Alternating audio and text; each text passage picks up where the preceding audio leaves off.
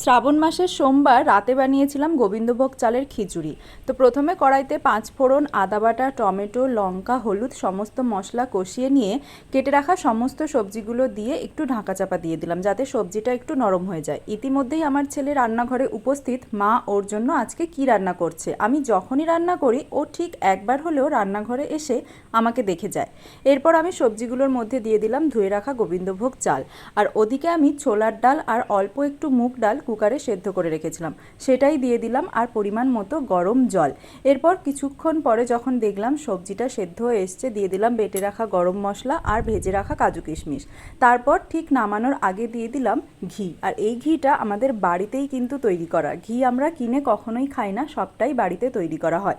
এরপর পরিমাণ মতো মিষ্টি মিশিয়ে দিলাম, আর আমার যে কোনো রান্না টেস্ট করে সবসময় আমার বর।